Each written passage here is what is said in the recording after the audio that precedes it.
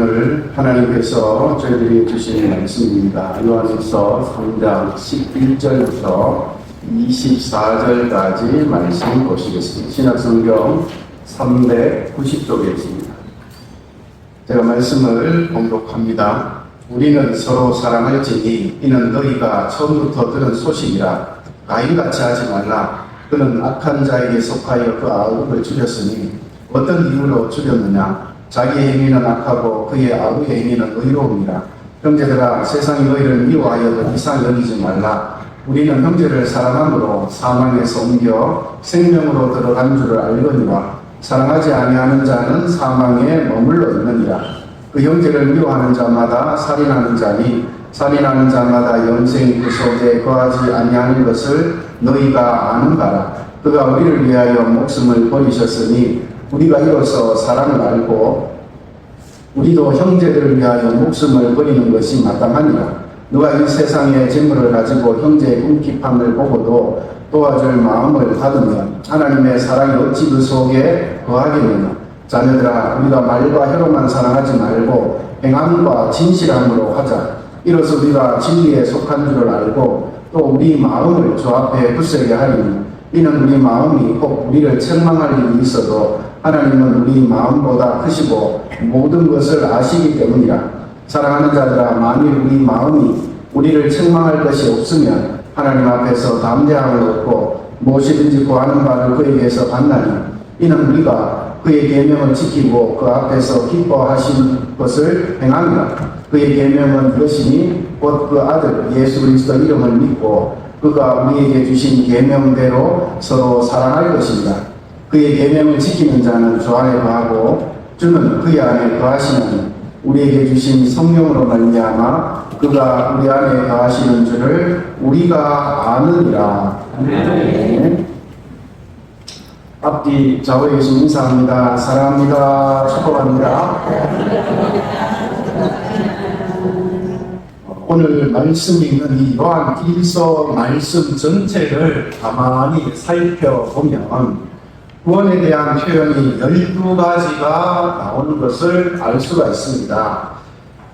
그것은 바로 이건데, 그 안에 거한다, 그의 계명을 지킨다, 하나님의 자녀이다, 주님을 향하여 소망을 가졌다, 하나님을 안다, 의를 행한다, 그의 말씀이 내 안에 거한다, 하나님과 사귐이 있다, 진리가 그 속에 있다, 빛 가운데 행한다, 깨끗하다, 죄를 용서받았다. 요한일서를 읽다 보면 이러한 구원에 대한 표현을 만나볼 수가 있을 겁니다. 그런데 이 12가지 표현을 우리가 들어보면 다른 것처럼 느껴질 수는 있지만 이 12가지를 한마디로 표현하면 이렇게 말할 수가 있습니다. 너희는 구원을 받았다. 그래서 하나님 오늘 저와 여러분들 동일하게 말씀하시는 겁니다. 너희는 구원을 받았다. 아멘. 너는 구원을 받았다. 아멘.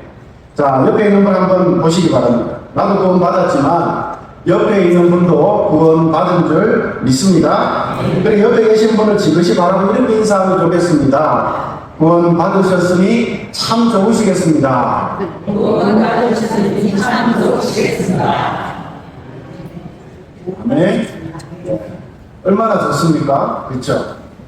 그렇다면 이렇게 하나님의 은혜로 구원받은 내가, 구원받은 우리가 우리에게 주어진 삶을 어떻게 살아가는 것이 합당한 삶의 모습일까요? 오늘 우리에게 주신 말씀의 제목을 한번 읽어봅니다. 행함과 진실함으로. 그렇다면 무엇을 행함과 진실함으로 하라는 것일까요? 한마디로 구원받은 사람은 사랑하며 살아가야 한다라는 말씀입니다. 그러니까 범사에 항상 하나님께 감사하면서 살아가야 하고 우리에게 주신 은혜에 만족하면서 살아가야 하며 우리의 사랑이 필요한 사람에게 사랑의 마음으로 서로 안아주면서 살아가는 것이 바로 구원받은 사람의 마땅한 올바른 삶의 모습이라는 겁니다. 그래서 오늘 구원받은 우리가 그 받은 사랑을 어떻게 나누며 살아가야 할지를 생각해 보면서 은혜를 나누려고 합니다. 여러분, 오늘 주신 말씀을 보면 사랑에는 세 가지 법칙이 있습니다. 자, 이제 세 가지 법칙 하나 나눠서 말씀드릴 겁니다. 자, 첫 번째 법칙은 서로 사랑하는 것. 두 번째 법칙은 목숨을 버리면서 사랑하는 것. 세 번째 법칙은 전인적으로 사랑하는 것. 자, 이 세 가지 법칙 하나씩 살펴보겠습니다. 자, 첫 번째 법칙을 봅니다. 사랑의 첫 번째 법칙은 서로 사랑하는 것입니다. 자, 오늘 주신 11절 말씀이죠. 11절 말씀 같이 읽어봅니다. 우리는 서로 사랑할지니 이는 너희가 처음부터 들은 소식이라. 아멘.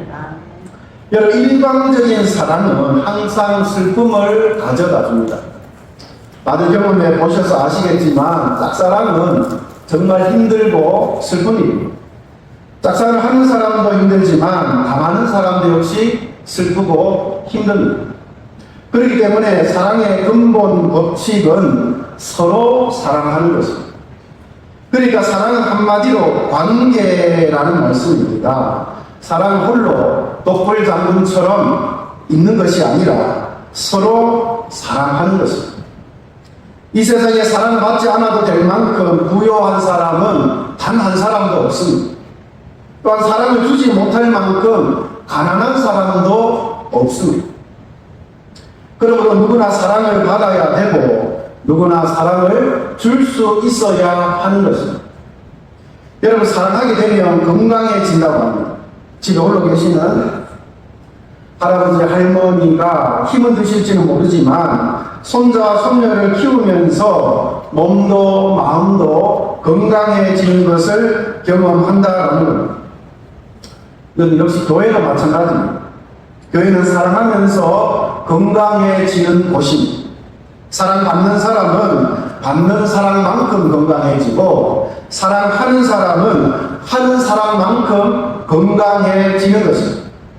근데 아무도 사랑하지 않으면 아무 일도 일어나지 않는다는 사실. 사랑하는 성도 여러분, 죄송한 표현이지만 혹시나 너무 교만해서 다른 사람의 사랑을 받지 못하는 잘못을 범하는 일은 없으시기를 진심으로 축복합니다. 누군가가 순수한 마음으로 고마워서 감사해서 선물을 주거나 또한 식사를 대접하면 그냥 기분 좋게 받으시고 드셔주시면 되는 겁니다. 그렇다고 해서 선물을 받는 것을 대접받는 걸 탐내라는 말은 아닙니다. 그냥 누가 밥을 한 끼 사주면 기분 좋게 맛있게 드시라는 이야기입니다. 그래야 밥을 산 사람도 행복해질 것 아니겠습니까? 2026년도가 이제 5개월 정도밖에 남지 않았습니다. 지나간 7개월의 시간 동안 자신의 모습을 한번 돌아보시기 바랍니다. 여러분은 사랑을 많이 하셨습니까? 아니면 사랑을 많이 받으셨습니까? 저는 개인적으로 돌아보면 사랑을 참 많이 받았다 그런 생각이 듭니다. 먼저 하나님께서 부족한 종을 참 많이 사랑해 주셨음을 고백합니다. 그리고 우리 성도님 통해서도 정말 많은 사랑을 받았습니다. 그래서 이 시간 성도님들에게 정말 감사하다는 말씀을 드리고 싶습니다. 그래서 제 개인적으로는 사랑한 것보다 받은 사랑이 더 크다라는 말씀을 드리는 거예요. 그렇다면 여러분은 어떻습니까? 솔직한 자신의 모습을 한번 들여다보는 이 시간이 되었으면 좋겠습니다. 그래서 우리에게 허락한 이 남은 올 한 해의 시간 동안 자신에게나 다른 사람들에게나 떠나가서 하나님 보시기에 부끄러움 없이 세움받아 나아가는 은혜의 시간들을 함께 만들어 가실 수 있기를 진심으로 축복합니다. 그러니까 남아있는 올 한 해의 시간은 지금까지 받은 사랑을 가지고 정말 많이 베풀면서 정말 많이 사랑하면서 살아가셨으면 좋겠습니다. 그런데 사랑을 베푸는 것을 꼭 물질로만 한다고 생각하지 마시죠. 물질이 아니더라도 웃음으로 마음으로 하나님께서 주신 달란트를 가지고 얼마든지 다른 사람들을 행복하게 또한 즐겁게 사랑을 베풀 수가 있다는, 무엇보다 기도해 주는 것 이상 좋은 사랑은 없는 줄 믿습니다. 여러분, 하나님은 우리의 사랑을 정말 좋아하신다라는 것을 알고 계십니까? 손을 들고 주님밖에 없습니다 라고 고백하는 그 사랑을 너무 좋아하십니다. 하나님은 자기 아들을 주시기까지 우리를 사랑하셨습니다. 그러니까 우리는 그 사랑에 감사해서 우리의 입술로, 목소리로, 물질로, 삶으로, 섬김으로 주님을 향한 우리의 사랑을 마음껏 표현하실 수 있어야 합니다. 그래서 예배는 일방통행이 아니라 쌍방통행이라고 하는 겁니다. 그러니까 하나님과 나와의 아름다운 사랑, 그리고 나와 다른 사람과의 사랑이 바로 첫째 사랑의 도치입니다. 이 사랑을 잘 설명하는 그 12절 말씀입니다. 자, 읽어봅니다. 가인같이 하지 말라. 그는 악한 자에게 속하여 그 아우를 죽였으니 어떤 이유로 죽였느냐? 자기의 행위는 악하고 그의 아우의 행위는 의로움이라.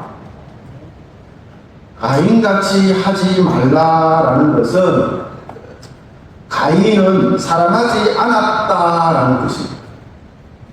여러분, 가인에 대한 이야기가 창세기 4장에 나옵니다. 가인은 땅의 열매로 하나님께 예배를 드렸고 동생 아벨은 양의 첫 새끼와 기름으로 예배를 드렸습니다. 그런데 하나님께서 아벨의 제사는 받으시고 가인의 제사는 받지 않으셨습니다. 그러자 나타나는 가인의 행동은 신이 분하여 안색이 변했다는 것, 그리고 아벨이 들에 있을 때 그만 돌로 쳐서 죽이고 말았습니다. 그렇다면 이렇게 가인이 아벨을 사랑하지 못한 원인이 무엇일까요? 먼저는 비교했기 때문입니다.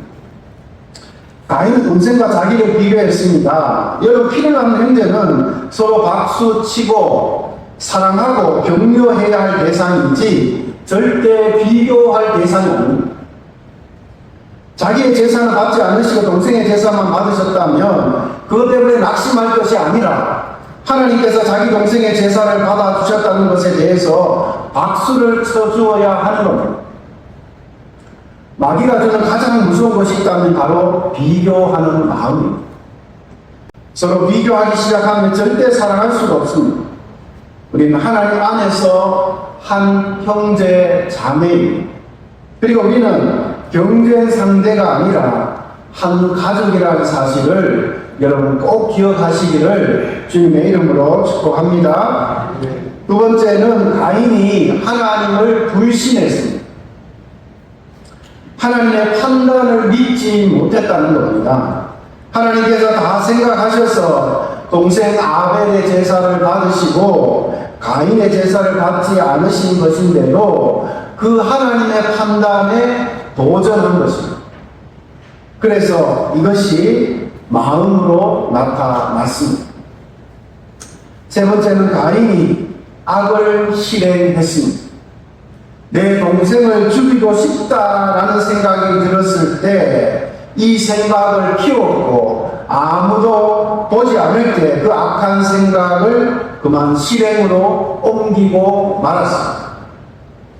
사랑하는 성도 여러분, 우리도 모르게 우리 안에 들어와 있는 이와 같은 잘못된 비교의식이 모두 사라질 수 있기를 진심으로 축복합니다.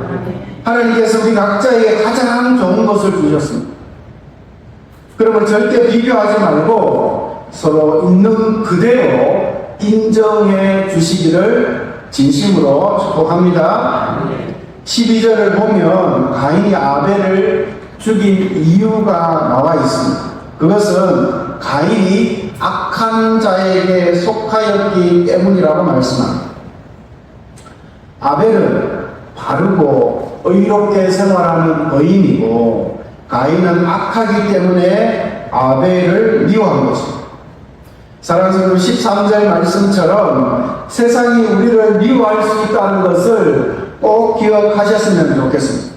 그리고 우리가 바르게 살고 가슴 뜨겁게 사랑하며 살기로 결정했다면 세상으로부터 미움을 받을 수 있다는 것입니다.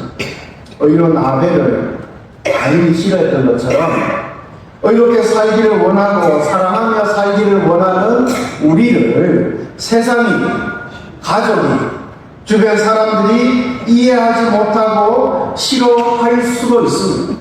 왜 그렇습니까? 한마디로 영혼의 주인이 다르기 때문입니다. 그러니까 하나님의 자녀인 우리를 이해하지 못하는 것입니다. 듣는 말씀이 다르기 때문입니다.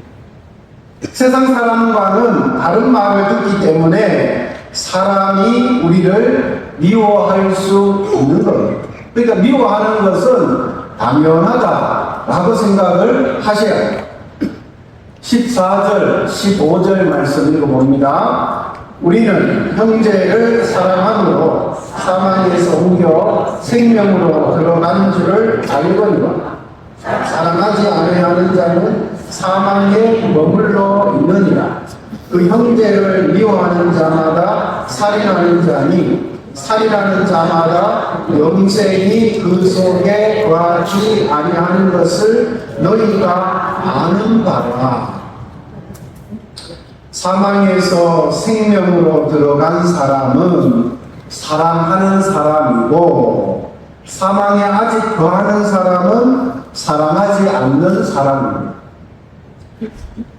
우리는 형제를 사랑함으로 사망에서 생명으로 옮겼다라고 하는 이 말은 우리가 형제를 사랑하면 그것은 사망에서 생명으로 옮긴 삶의 증거가 된다라는 겁니다. 이 말씀 헬라 원본 그대로 번역하면 이렇습니다. 우리가 사랑하면서 살면 그 사람은 사망에서 생명으로 옮긴 사람이다. 그러니까 사랑하며 사는 것은 구원의 조건이 아니라 구원의 증거요, 구원의 열매라는 사실입니다. 그래서 사랑의 첫 번째 법칙이 바로 서로 사랑하는 것입니다. 저와 여러분 모두가 이 첫 번째 법칙처럼 서로 사랑하는 삶을 부르신 그날까지 살아갈 수 있게 되기를 주님의 이름으로 축원합니다. 자, 사랑의 두 번째 법칙 읽어봅니다. 사랑의 두 번째 법칙은 목숨을 버리는 것입니다. 16절 말씀 읽어보겠습니다. 그가 우리를 위하여 목숨을 버리셨으니 우리가 이로써 사랑을 알고 우리도 형제들을 위하여 목숨을 버리는 것이 마땅하니라. 아멘. 여러분, 목숨을 버리기까지 사랑할 수 있기를 주님의 이름으로 축복합니다. 예수님께서 우리를 위해서 목숨을 버리셨는데 우리도 목숨을 버리면서까지 사랑하는 것이 마땅하지 않겠습니까? 그러나 그것이 쉬운 일은 아닙니다. 사람이 자기의 것을 포기한다는 것 정말 쉽지 않은 것 같습니다. 여러분, 이것은 성령님의 역사가 있을 때만 가능한 일입니다. 제가 2005년도에 대구에 사역하고 있을 때 교회에서 성도들과 함께 성길순례를 다녀왔습니다. 이스라엘과 이집트, 터키 이렇게 세 군데를 다녀왔는데 저 개인적으로 참 많은 은혜와 도전을 받는 시간이었기 때문에 3년 안에, 늦어도 5년 안에는 제가 다시 한번 가봐야 되겠다라고 생각하고 돌아왔는데 아직까지 못 갔습니다. 근데 성지순례 기간 중에 극히 제 개인적으로 좋았던 것 중에 하나가 웃긴 이야기는 하지만 면도를 하지 않아도 된다는 것이었습니다. 함께 모시고 왔던 담임 목사님이 면도를 하지 않는 겁니다. 그래서 제가 살짝이 물어봤죠. 저도 면도하지 않아도 되겠습니까? 하니까 편한 대로 하라고 하셔가지고 그때부터 14일 동안 면도를 하지 않았습니다. 매일 면도하지 않으니까 너무 편하고 좋았습니다. 왜냐하면 아침마다 면도하는 것이 불편하기도 하지만 제가 이 피부가 약해서 자주 이렇게 거의 매일 피가 납니다. 아주 조심해서 이렇게 바르기도 하고 샴푸도 하고 이렇게 해도 늘 피를 보기 때문에 그러다 보니까 이 면도하는 부분이 굉장히 약해져 있고 그런 상황이었습니다. 지금도 그렇지만 그래서 수염을 깎지 않으니 너무 좋았어. 근데 돌아와서 그 다음날이 주일이었는데 수염을 깎게 되니까 마음속으로 아깝다라는 생각이 들었습니다. 이 일은 정말 아무것도 아니었지만 이런 저의 개인적인 모습을 바라보면서 내게 있는 작은 것, 내게 있는 명예, 자존심, 물질, 위치를 포기하기가 정말 힘들다라는 것을 새삼스럽게 느끼게 되었습니다. 근데 하물며 목숨을 버리는 것이 가능하겠습니다. 그래 여러분 성경은 가능하다고 우리에게 말씀해 주고 있습니다. 자, 한번 읽어볼까요? 예수님께서 나를 위해 목숨을 버리신 그 사랑이 나의 모든 것을 용납해 주신 그 사랑이 가슴 깊이 느껴지면 성령님의 놀라운 역사가 내게 임하게 되면 목숨을 버리는 것까지도 가능하다는 것입니다. 나는 할 수 없지만 그 사랑이 느껴지면 성령님이 역사하시면 할 수 있다라는 사랑하는 성도 여러분, 우리의 힘으로는 안 되는 일이지만 성령님의 도우심으로 예수님처럼 자기 목숨을 버리면서까지도 사랑할 수 있는 존재가 바로 나 자신이다 라는 것을 꼭 믿으시기를 바랍니다. 우리는 예수님과 같은 마음으로 우리 가족을 사랑할 수 있어야 해요. 예수님과 같은 마음으로 성도들을 사랑할 수가 있어야 해요. 예수님과 같은 마음으로 우리 주위의 이웃을 사랑할 수 있어야 해요. 그러니까 우리 안에 있는 이기심, 자존심, 체면을 다 내려놓기만 하면 말로 할 수 있고 행동으로 할 수 있고 물질로도 사랑할 수 있다라는 것. 끝까지 소망을 가지시고 목숨을 버리기까지 우리에게 맡겨주신 가족들, 특별히 믿음으로 하나 되지 못한 남편, 아내, 자녀들을 더 많이 사랑하시기를 진심으로 축복합니다. 함께 믿음으로 나아가는 성도님들을 사랑하시고 함께하는 우리의 이웃들을 사랑하며 살아가는 저와 사랑하는 모든 성도님들 다 되시기를 주님의 이름으로 간절히 축원합니다. 자, 사랑의 세 번째 법칙, 자, 읽어봅니다. 사랑의 세 번째 법칙은 전인적으로 사랑하라는 것입니다. 자, 17절, 18절 말씀 읽어보겠습니다. 누가 이 세상의 재물을 가지고 형제의 궁핍함을 보고도 도와줄 마음을 가지면 하나님의 사랑이 어찌 그 속에 거하겠느냐. 자녀들아, 우리가 말과 혀로만 사랑하지 말고 행함과 진실함으로 하자. 아멘. 여러분, 사랑은 부분이 아니라 전체라는 겁니다. 전체. 말과 혀로만 사랑하지 말라는 말은 말과 혀로도 사랑하고 행함과 진실함으로도 사랑하라는 말씀입니다. 근데 말과 혀로 사랑하는 것은 우리의 노력으로 가능한 일이겠지만 행함과 진실함으로 사랑하는 것은 바로 성령님의 역사로만 가능한 일입니다. 그러니까 성령님의 역사하심으로 우리의 사랑의 범위가 부분이 아니라 전체로 확대되어져야 한다라는 것. 행함과 진실함으로 사랑하여 주님의 영광을 드러내는 삶을 저와 여러분 모두가 살아갈 수 있게 되기를 주님의 이름으로 축원합니다. 그렇다면 이렇게 서로 사랑하는 사람, 목숨을 버리고 사랑하는 사람, 전인적으로 사랑하는 사람이 하나님은 어떤 복을 주실까요?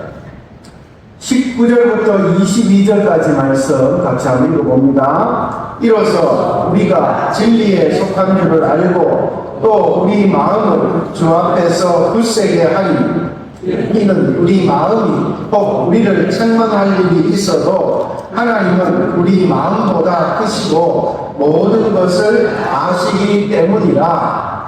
사랑하는 자들아, 만일 우리 마음이 우리를 책망할 것이 없으면 하나님 앞에서 담대함을 얻고 무엇이든지 구하는 바를 그에게서 만나니 이는 우리가 그의 계명을 지키고 그 앞에서 기뻐하시는 것을 행하니라. 아멘. 이 말씀 가운데 드러나 보이는 말씀이 있죠. 바로 담대함, 그리고 구하는 바, 즉 기도입니다. 열심히 사랑하는 사람은 하나님이 주시는 담대함을 얻게 된다라는 겁니다. 그러니까 하나님께 예배 드릴 때도 담대함으로 나오게 되는 겁니다. 이렇게 담대하게 나아가는 사람은 하나님께 기도의 응답을 받는다는 것입니다.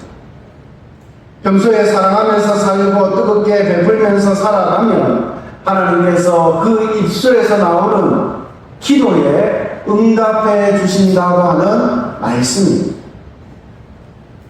여러분, 이렇게 사랑하는 사람이 어떻게 엉뚱한 기도를 할 수 있겠습니까? 분명 하나님의 뜻에 합당한 기도를 하게 될 것이고 그 기도에 대해서 하나님께서 기쁘게 응답해 주신다는 사실. 그래 여러분, 주님 부르신 날까지 서로 정말 사랑하며 살아가심으로 기도의 응답을 많이 경험하는 은혜와 축복이 저와 여러분의 삶 가운데 풍성하기를 주님의 이름으로 축원합니다. 23절, 24절에는 우리가 어떻게 살아야 하는지를 기록하고 있습니다. 자, 마지막 같이 읽어봅니다. 그의 계명은 이것이 그 아들 예수 그리스도의 이름을 믿고 그가 우리에게 주신 계명대로 서로 사랑할 것입니다. 그의 계명을 지키는 자는 주 안에 거하고 주는 그의 안에 거하시는 우리에게 주신 성령으로 말미암아 그가 우리 안에 거하시는 줄을 우리가 아느니라. 아멘. 여러분, 결혼식의 핵심이 무엇이라고 생각이 되십니까? 결혼식의 핵심은 식사가 아닙니다. 결혼식의 핵심은 축의금을 내는 것도 아닙니다. 신랑과 신부를 축복하는 것입니다. 전에 섬기던 교회 집사님 아들 결혼식이 서울에 있는 온누리 교회에서 있었습니다. 그래서 그 교회에 가서 기도 순서를 맡아서 결혼하는 가정을 위해서 기쁜 마음으로 기도를 해주었습니다. 그런데 결혼식 주례를 맡으신 목사님이 젊은 목사님이신데 참 많은 은혜와 감동을 주셨습니다. 결혼식 시작부터 끝까지 하객을 보지 않고 신랑 신부만 바라보고 계셨습니다. 신랑 신부를 보면서 잘 살길 바란다, 축하한다, 축복한다 이렇게 말씀하시면서 그들을 위해 정말 마음을 다해서 축복해 주셨고 기도해 주셨습니다. 결혼식 끝날 때까지, 행진이 마쳐질 때까지 축복은 계속되었습니다. 축복을 선포하셨습니다. 이러한 결혼식을 저도 처음 참석해 봤지만 제 마음 한 곳에 기쁨이 가득했습니다. 말 그대로 결혼식이 축복의 시간, 행복한 시간이었습니다. 그렇게 하니까 그 참석한 믿지 않는 사람들까지도 저처럼 감동을 받지 않았을까 하는 생각이 들기도 했습니다. 여러분, 그 이유가 무엇일까요? 그것은 바로 사랑입니다. 사랑하기 때문에. 사랑하기 때문에 가능한 것이었습니다. 사랑하는 성도 여러분, 사랑이 세상을 녹이는 것입니다. 사랑하는 사람이 위대한 사람입니다. 사랑하면 뚫고 나갈 방법이 생깁니다. 사랑하면 좋은 아이디어가 생깁니다.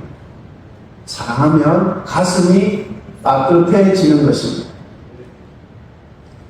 그러니까 저와 여러분의 가슴이 이처럼 따뜻해지기를 축복합니다. 사랑하며 살다가 사랑하며 죽을 수 있기를 바랍니다. 지각이 열리고 행동이 열리는 참 사랑의 삶을 살아가시기를 바랍니다. 뿐만 아니라 저와 여러분의 그 사랑으로 우리 교회가 따뜻해지기를 진심으로 축복합니다. 우리 교회가 사랑이 넘치는 교회로 소문나기를 기대합니다. 우리 교회에 오는 모든 분들이 그 사랑으로 인해서 닫혔던 마음이 활짝 열려지는 역사가 일어나기를 바랍니다. 그래서 그 사랑으로 인해서 우리 교회가 하나님께 감사하면서 날마다 드려지는 예배 자리가 차고 넘치는 놀라운 역사가 다른 누가 아니라 바로 나를 통해서, 여러분을 통해서, 또 우리 교회를 통해서 일어날 수 있게 되기를 주님의 이름으로 간절히 축원합니다. 기도하겠습니다. 하나님 아버지 감사합니다. 오늘 주신 말씀을 통해 우리 자신과 우리 가정과 우리 교회를 돌아보게 하여 주시옵소서. 그래서 말로만 하는 사랑이 아니라 행함과 진실함으로 서로 사랑하게 하시고 목숨을 버리기까지 사랑할 수 있는 저희들의 삶이 될 수 있도록 인도하여 주시옵소서. 성령 하나님, 이 시간 우리의 의지에 기름을 부어 주시옵소서. 우리의 감성에 기름을 부어 주시옵소서. 우리의 지식에 기름을 부어 주시옵소서. 사랑하며 살 수 있는 능력을 부어 주시옵소서. 그래서 우리 가정이, 우리 교회가 사랑이 충만하게 하시고 하나님의 놀라운 역사를 날마다 체험하는 장소가 되게 하시고 우리 교회가 아름답게 소문나는, 좋은 소문나는 교회로 하나님께서 인도하시고, 그래서 이 자리가 가득 차고 넘치는 놀라운 역사가 일어나게 하여 주시옵소서. 그 모든 일이 바로 나로부터 시작된다는 사실을 기억하고 행함과 진실함으로 정말 우리가 서로 사랑하면서 하나님의 이 귀한 뜻을 온전히 이루어갈 수 있도록 인도하여 주시옵소서. 사용하여 주시옵소서. 순종하게 하여 주시옵소서. 감사드리며 예수님의 이름으로 기도하옵나이다. 아멘.